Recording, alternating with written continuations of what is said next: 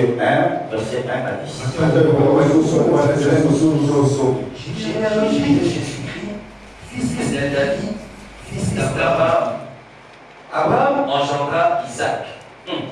Isaac engendra Jacob. Jacob engendra Judas et ses frères.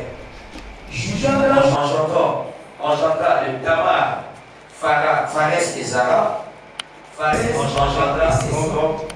Et Esrom engendra Aram. Aram engendra Aminadab. Aminadab engendra Naasson.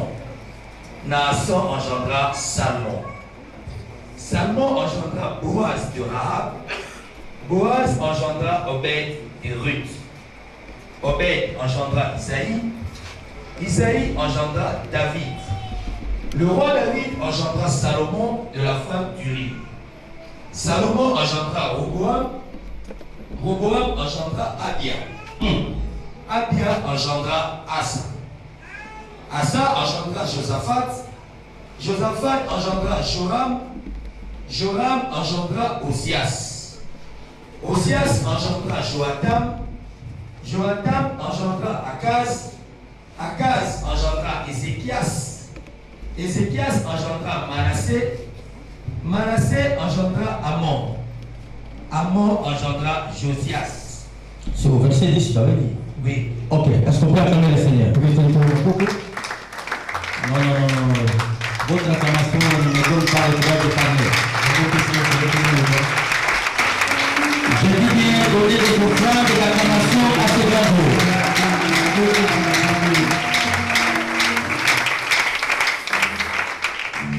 Le mois de septembre a été déclaré comme étant le mois de la famille. Et nous sommes en train de traiter le thème moi et ma maison, nous servirons l'Éternel.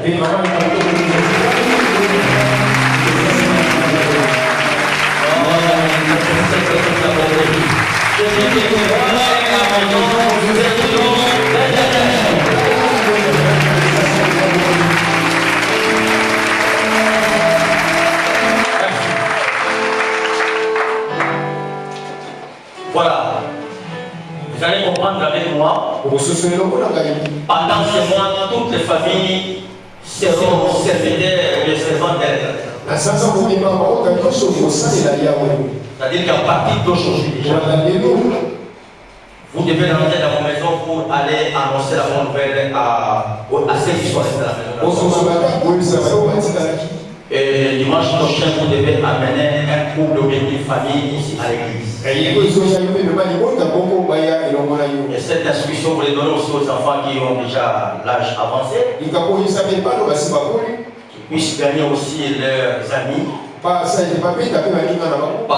tu peux aussi inviter un autre papa. Et ainsi de suite. Pour que nous puissions arriver à répondre à ces grands thèmes. Donc chaque famille va parler. Elle va servir. Si Dieu le permet, nous allons chuter pour parler comment est-ce que nous pouvons servir Dieu dans notre famille. Mais permettez-moi aujourd'hui de prendre d'abord une autre option. Je vais parler sur le mystère de la lignée sanguine.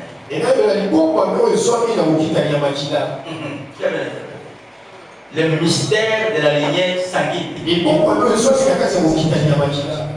Très important. Parce que lorsque nous parlons de la lignée sanguine, nous sommes déjà dans la famille. Très important. Les textes que nous venons de lire nous trace le tableau de la généalogie de Jésus. Nous parle de l'origine de Jésus. À partir de mardi, nous allons essayer d'étudier quelques membres qui sont venus de la famille de Jésus. Par moment, vous pensez que votre famille, c'est la famille la plus pourrie.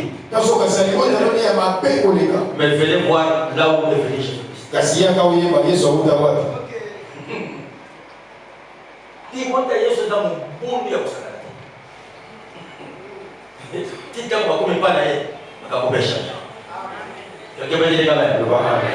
Mardi, donc, nous voulons tout simplement rentrer à l'origine de notre Seigneur Jésus. Partant de son tableau de la généalogie. Les dieux que nous servons est le Dieu des origines. Là où il y a l'origine, il y a l'histoire. Lorsqu'on est ignorant de l'origine, et on est aussi ignorant de l'histoire. Très bon. Donc, c'est important de le Seigneur. Ce n'est pas pour rien que le Saint-Esprit a permis dans ce texte de montrer tout est venu Jésus. Même Dieu lui-même. Dans Genèse 1, au commencement, Dieu créa les cieux et la terre. Est-ce que vous comprenez cela? Donc Dieu, lui, n'a ni commencement. Parce qu'il existe par lui-même. Il est une créature incréée. C'est l'initiateur de toutes choses. Personne n'est là à changer. Et personne n'est là créé. La Bible nous parle tout simplement disant au commencement Dieu. Donc on voulait tout simplement attirer notre attention pour savoir quand même qu'il y a un commencement, il y a une origine quelque part. En lisant tous ces textes avec les mots très compliqués que mon frère s'est débrouillé à bien parler, il y a toujours des mots enchangés.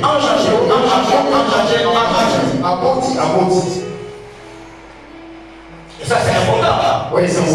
Que nous puissions faire cette différence là. Les mots enchangés. En hébreu veut dire Yalat. Y-A-L-A-D. Yalat. Ça veut dire enchanté. C'est lié à une sémence. Là où on parle d'enchanté, c'est qu'il y a une transmission des semences. Et vous devez savoir, dans chaque semence, il y a les ans. C'est pourquoi c'est le père qui donne les sangs à ses enfants. Si on veut questionner les sangs que vous avez, les sangs n'ont pas de compte. Parce que les sangs parlent. Quand vous êtes là-haut, les sangs parlent. Les sangs parlent. Oh, tu as malaria, tu as tout ça. Les sangs parlent. Oh, typhoïde, c'est les sangs. Si vous questionnez vos sangs, les sangs a un message. Il va dire son origine. Et c'est pour ça qu'il y a le Seigneur. Lorsque nous parlons d'engendrer, c'est différent d'enfanter. Les géniteurs engendrent. Mais la femme enfante. On ne peut pas utiliser les mots enfanter chez un homme. Parce que sinon, on va essayer de porter les grossesses pendant les jours. C'est la femme qui enfante. Mais le mot engendre. Lorsque nous parlons d'enfanter, c'est le développement. Donc la femme qui prend une sémence et la développe, cette sémence-là, c'est développé dans le ventre de la femme jusqu'à devenir un enfant. Tel que nous avons vu ce bébé-là. Le bébé-là a commencé par une sémence. Sa maman a développé. Pourquoi vous devez avoir des respects aux mamans? Respectez vos mamans. Ils vous ont développé dans les ventres. Est-ce que vous comprenez cela? Bien aimé, c'est important que nous puissions comprendre ces choses-là. Donc, lorsque nous parlons d'engendrer, nous considérons les géniteurs, le père. Et ça, c'est important. C'est pourquoi, bien aimé le Seigneur, il n'y a pas de révélation là où on néglige l'origine. Et Comment tu sauras les mots ou bien les problèmes qui t'arrivent si tu ne questionnes pas, si on te révèle pas? Beaucoup de gens aujourd'hui sont innocents. Ils sont sincères, ils viennent dans les églises. Mais il y a certaines choses qui doivent être révélées pour que vous arriviez à les traiter. Lorsqu'on néglige l'origine, il n'y aura pas aussi la révélation. Et là, vous devez comprendre. Puisque nous parlons de la sémence, personne ne peut grandir ou bien ne peut devenir grand en dehors de la sémence que Dieu a mis en lui. Les talents, c'est une sémence. Les dons, c'est une sémence. L'intelligence, c'est une sémence. Si tu ne tiens pas compte de la sémence que Dieu a déposée en toi, il te sera difficile d'entrer dans les boulevards de la grandeur. La grandeur commence avec la découverte de soi. Lorsque tu te connais, lorsque tu connais ce que Dieu a mis en toi, Dieu est capable de devenir tout ce que tu veux devenir. Beaucoup de gens aujourd'hui sont victimes de l'intimidation de Satan. Parce qu'ils ne se découvrent pas. Si les chrétiens aujourd'hui pouvaient comprendre quelle est leur position en Christ et au-dessus de Satan, vous n'allez pas avoir peur du diable. Aujourd'hui, il suffit qu'un beaucoup de les gars. Oh non, c'est qu'un beaucoup les gars. Toi, tu es au-dessus de beaucoup. Tu es au-dessus des démons. Quelqu'un peut dire les gars. Donc c'est important que tu organises la semence que tu as déposée. Il y a certaines personnes, c'est la beauté. C'est la beauté, je ne sais pas. Qui veut ouvrir les portes? C'est une personne qui se laisser parler. Et ça, c'est important. Donc, les dieux que nous servons est le Dieu des origines. La différence entre le Père géniteur et le Père créateur. Nos géniteurs ne nous créent pas. Ils nous engendrent. Mais Dieu est le créateur. Et ça, c'est important. Donc, lorsque nous comprenons la notion de notre origine, ça permet que nous puissions chercher Dieu et arriver aussi à avoir des résultats. Parce que nous pouvons dire tout ce que nous disons. Le monde ça manque. C'est-à-dire que le monde a besoin des résultats. Si vous dites que Jésus est vivant, le monde nous demande de démontrer que Jésus est vivant. Ne dis pas seulement il a marché sur les eaux, non. Il faut que tu sois en mesure de démontrer ce que Christ a fait dans ta vie. Les changements qu'il a apporté dans votre vie. Donc, nos géniteurs peuvent nous engendrer, mais ils ne peuvent pas nous créer. Le Père géniteur, le Père qui crée, c'est Dieu lui-même. Quelqu'un peut dire Amen. Quelqu'un peut dire Amen. C'est pourquoi, bien aimé dans le Seigneur, nous devons savoir chaque famille a aussi sa généalogie. Très important. Si vous ne voyez pourquoi est-ce qu'aujourd'hui nous sommes en train de vivre beaucoup de choses, parce que vous avez quand même des parents qui sont là. Il y a femmes qui naissent là. Mais les grands-pères, ils sont là. Il va parler avec eux. On peut bien expliquer d'où ils sont venus. Aujourd'hui, si on demande à certaines personnes de parler seulement d'un grand matériel, mais ça sera terrible. Même moi qui vous parle, c'est scandaleux. Mon grand-père, avant sa mort, a commencé déjà à me parler, de nous souvenir, et il m'avait promis qu'il va aller m'amener au village pour que je puisse aller voir la belle autre source. Et malheureusement, Dieu l'a pris et est rentré. Mais vous avez des parents qui sont nés à vos parents. Ils sont venus d'où? Ils sont grandis d'où? Ils se sont mariés comment? Et ça c'est important.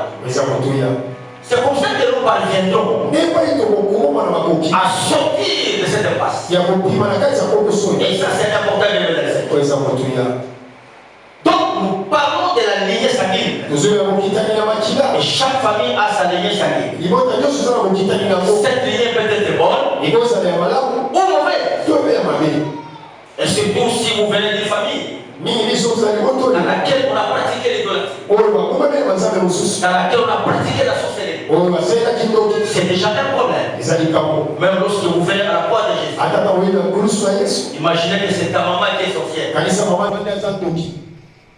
Qui c'est qui t'a allaité pendant tout le temps? Vouloir ou pas, ça arrive que aussi les enfants blessent leur maman, les seins de leur maman. Et voient aussi les sangs. Vous voyez déjà les dangers? Même les maladies transmissibles, la sida, etc. C'est comme ça que lorsque la maman est sidatique, on essaie de protéger la peine, de l'isoler de sa maman. Est-ce que vous comprenez cela? Mais imaginez que quand l'enfant déjà boit comme ça, qu'est-ce qui a communiqué la main? Et ça c'est important. C'est pour ça que beaucoup de possessions commencent dans le ventre. Et peut-être aussi après le ventre. Lorsque l'enfant est avec sa maman.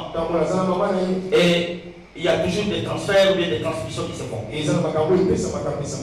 Donc lorsque nous parlons de la lignée mauvaise, c'est lorsque le sang de cette lignée-là est souillé. Le sang de cette lignée-là est infecté par les péchés d'abord. Et cela apporte ce qu'on appelle la sorcellerie, les malédictions, les mauvais sorts. Il y a des gens, bien qu'étant dans l'église, ici, comprenez, je m'adresse à l'église. J'essaie d'être équilibré, je suis théologien de formation. Mais je m'adresse à l'église. Donc je m'adresse aux gens qui sont censés être nés de nouveau. Mais qui constatent que dans leur vie, il y a des problèmes sérieux. Il y a certains pasteurs qui entrent dans des pistes qui sont très dangereuses, qui combattent les gens qui sont dans les délivrance. Mais c'est dangereux. Mais vous allez trouver dans les propres églises. Ils ont aussi des problèmes. Quelqu'un peut dire amen. Donc c'est important de le que nous puissions rentrer dans notre origine. Il y a des mauvais sorts. Une femme peut se marier aujourd'hui, mais il finira toujours par se poser. Malgré qu'elle dit qu'on va le marier, il aime son mari. Mais il y a toujours quelque chose qui repousse les maris. C'est qu'il y a un problème. Soit l'homme a un problème, soit la femme a un problème. Ou bien les deux ont un problème. Et il faut traiter ce problème. C'est pourquoi mon approche maintenant avant de libérer les mariés. Nous allons commencer à traiter d'abord ce problème. Il y a certains hommes qui n'ont pas peut-être pris le temps de prier avant de faire le choix. Peut-être qu'ils vivent dans une famille où il n'y a pas beaucoup d'autres problèmes. Mais en finissant seulement avec la sœur fardeau. La sœur fardeau amène maintenant tous les mauvais sorts, toutes les malédictions. Elle entre avec ça dans les malédictions. Et le problème commence. Il est encore jeune. Ceux qui appellent le mouton mobile, mais on fait ça l'ennemi déjà pas 2 ans, 3 ans en mariage. C'est bien. Quelqu'un peut dire Quelqu'un peut dire c'est pourquoi je parlais à l'ancien Janon. On va commencer à faire un grand travail en profondeur avec les conseillers. Avant de libérer les mariés, nous devons d'abord entrer. C'est pourquoi vous qui n'êtes pas encore mariés, soyez sérieux avec vous-même. Par moment, tout ce qui brille n'est pas de l'or. Ce n'est pas de l'or. Donc c'est vrai que dans les choix, il y a aussi des critères de la beauté. Moi, je vois cela. Mais faites très attention. Tout ce qui brille n'est pas de l'or. Il faut qu'on ait la bosindo.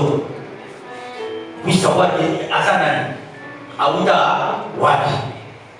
Petit peu de dans les gens, tel que famille là-bas. Parce que vous venez de voilà pourquoi tu as dit une observation là. Ni un musulman dans sa famille là-bas. Est-ce que vous comprenez cela? Et après, avec les prières, vous pouvez maintenant avancer. Sinon, vous entrez en mariage aujourd'hui. Chaque semaine, vous cherchez des Magné. Au bail, moi, c'est pas tout le monde. Quelqu'un peut dire Amen. Quelqu'un peut dire Amen. Donc, ce sont des choses très importantes. Il y a aussi des réclamations, des malédictions. Il y a d'autres maris qui sont déjà maudits. Ils viennent avec sa malédiction. Avec un fardeau de malédiction. Et dès que vous vous unissez avec lui, écoutez ce qu'elle déclare.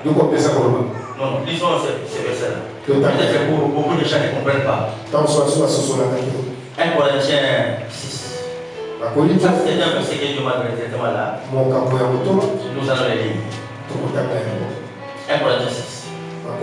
Cherchez-moi là où on dit que si quelqu'un s'initie avec un prostitué, ça va. Celui qui s'unit à une prostituée. C'est quel verset? Verset 1 Corinthiens 6. Verset 16. Voilà, écoutez. Celui qui s'unit à une prostituée devient avec elle un seul. Voyez le danger? C'est pour ça que Dieu disait de ne pas avoir des relations sexuelles avant le mariage. Connaissant ces choses-là, il y a beaucoup de jeunes gens qui avaient l'onction, qui priaient. Je vois même quelques-uns ici dans mon église. Des gens qui étaient très forts. Mais aujourd'hui, pour Toulouse, ce qu'on a gagné, au moins quand on va bâtir la vie à copinage, quand on soit pour ta place, pour ta canté, va venir onction, soit comme il est pour Toulouse dans Toulouse. Quelqu'un peut dire Amen. Est-ce que je peux entendre un grand Amen? Est-ce que je peux entendre un grand Amen? En tant que pasteur, tout pasteur qui a des soucis de voir ses membres et ses familles, il doit toujours arrêter. Si vous avez un pasteur qui vous fait du mal, vous amadoué, il est bon jour, et la volonté se recherche. Amen, amen. Non, nous suivons les pas de notre Père. Il y a des moments il est doux, il y a des moments il parle des choses pour que vous puissiez avoir la délivrance. Quelqu'un peut dire Amen. Quelqu'un peut dire pasteur, avance encore. C'est-à-dire que dans ce domaine-là, lorsque vous vous initiez avec un homme qui a des mauvais sorts, qui a des malédictions, excusez-moi les termes que je vais dire, n'avez-vous jamais entendu quelqu'un se plaint que depuis que j'ai sorti avec cette fille-là, tous mes problèmes sont bloqués? Qui a déjà entendu ça? Ce sont des choses. Tout ce que tu fais là, mais pas dit que vous allez bien. Mais peut-être que moi, moi, Swana, Aïda Mikumba, n'a pas traité à côté. Tant que vous savez que vous avez une dame, moitié. Chef, toi, qui t'a engagé dans mon entreprise? C'est toi, allez, va là-bas. Allez, attends. Mais vous savez, il y a une quarantaine, une cinquantaine, une centaine. Pourquoi? Parce que vous allez faire ces choses-là. C'est juste un exemple que je voulais dire. Romains 5, verset 12. Écoutez ce qu'il avait déclaré. Tu peux nous lire cela? Le péché est entré dans le monde à cause d'un seul homme. Ah! Adam. péché est entré dans ce monde à cause d'un seul homme. Adam. Et le péché a amené la mort. Alors la mort a touché les êtres humains. La mort maintenant a touché quoi? Les êtres humains. Parce que tous ont péché. Est-ce que vous comprenez cela? Ce sont les mots. Bien aimé, moi j'ai des preuves ici. Il y a des femmes qu'on a mariées ici dans cette église. Quand vous regardez les mariages, vous voyez les panneaux. Même le mari est content. Parce qu'il y a l'avancement. Je ne sais pas vérifier. Il y a certaines personnes. Quand ils se marient, allez-y, voici ce qui se passe. Non, qu'est-ce que c'est pour union spéciale? Ça devient un problème. Surtout, voilà, quand on souffrir, on est tous de la guerre. Voilà pourquoi nous allons insister. Ici, la Bible nous parle de notre ancêtre Abraham. Adam veut dire tirer de la poussière. C'est qu'Adam, par sa propre désobéissance, il a entraîné tout ce qu'on Adam lorsqu'il est venu. Oh, bien. Nous savons que c'est ces choses-là. Lorsqu'Adam a mangé le fruit, c'est son ami. C'est comme s'il a dit, quand il marche, on s'est dit, on tient la porte.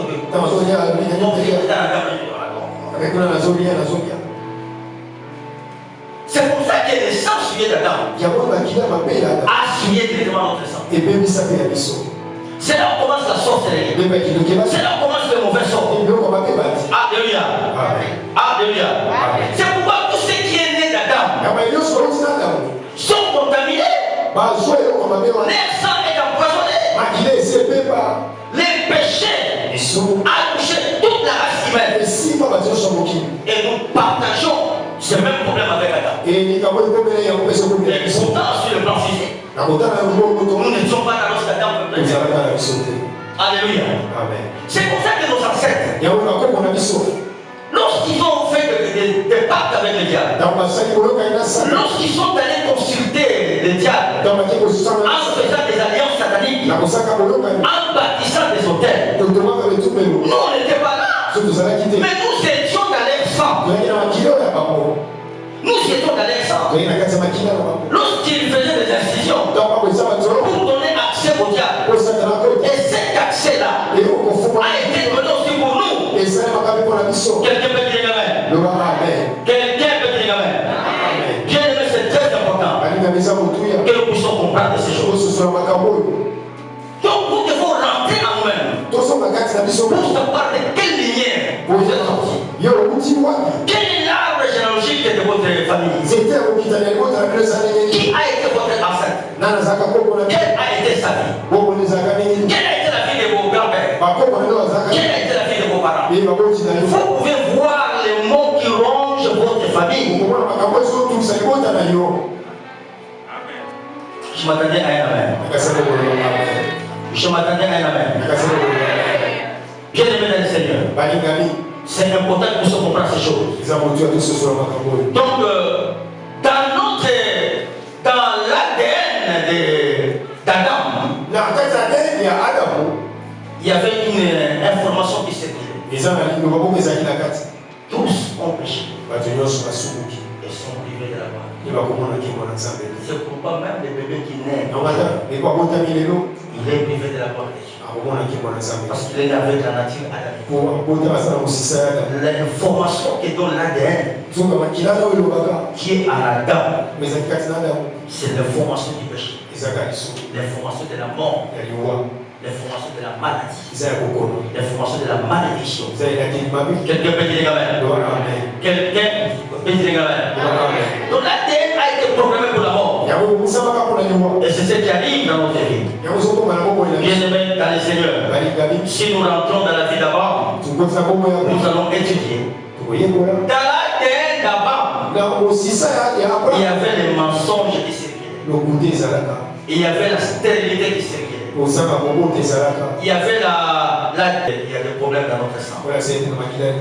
Pour Adam et Abraham, vous allez voir, il y a une mensonge qui a régné, la stérilité qui a régné, et la décision de mener.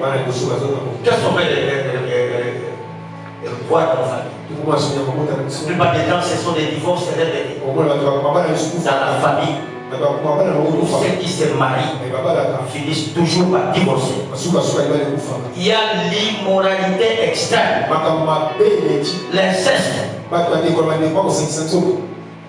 Ça, c'est un problème, c'est que dans la famille. Les hommes ne se marient pas dans la famille. Vous voyez des grands-papas qui ont déjà des enfants, mais ils ne se marient pas. Et les femmes aussi de même. Il y a aussi des maladies particulières. Il y a une maladie qui est en train de ravager la famille. On peut parler aussi de la folie, de la mort tragique, la mort précoce. Il y a des gens qui ne grandissent pas dans les familles. La mort les arrache et ils partent. Bien aimé, voilà les choses que nous allons traiter. Mais je termine en disant ceci. La Bible cas, vous n'avez pas été racheté par les sangs, par des choses périssables. Mais vous avez été racheté par les sangs précieux